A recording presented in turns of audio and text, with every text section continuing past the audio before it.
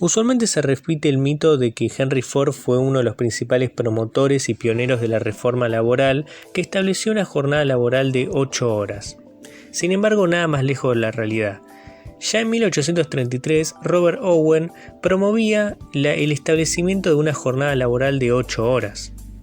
Y en 1869 ya se había aprobado una ley para trabajadores del gobierno de los Estados Unidos para reducir la jornada a las 8 horas tras la revuelta del 1 de mayo.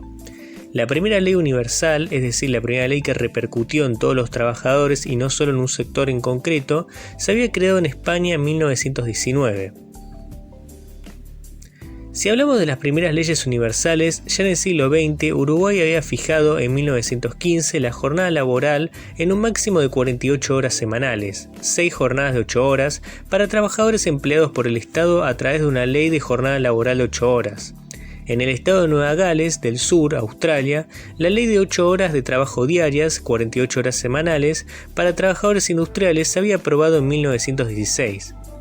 En España, en 1919, se había aprobado un Real Decreto que fijó la jornada laboral de 8 horas, de forma universal, tras una huelga general convocada en Barcelona por el sindicato de la Confederación Nacional del Trabajo, en la conocida como la Huelga de la Canadiense.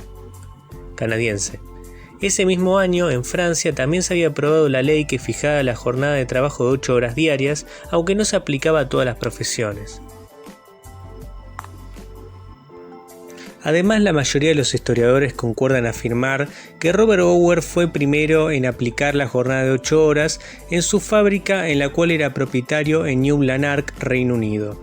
Es decir, que Henry Ford ni siquiera fue el primero en aplicar la jornada de 8 horas en una fábrica o en un establecimiento comercial tal y como lo plantean los liberales.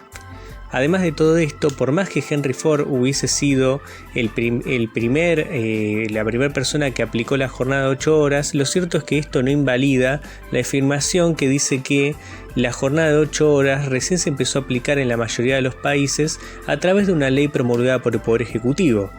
Evidentemente las leyes laborales son necesarias. Por ejemplo, en la Argentina, la jornada de 8 horas comenzó a aplicarse a partir de una ley promulgada por el Poder Ejecutivo en 1929. Esta ley fue promulgada por el entonces presidente Hipólito Yrigoyen, y lo mismo sucedió con la mayoría de los países.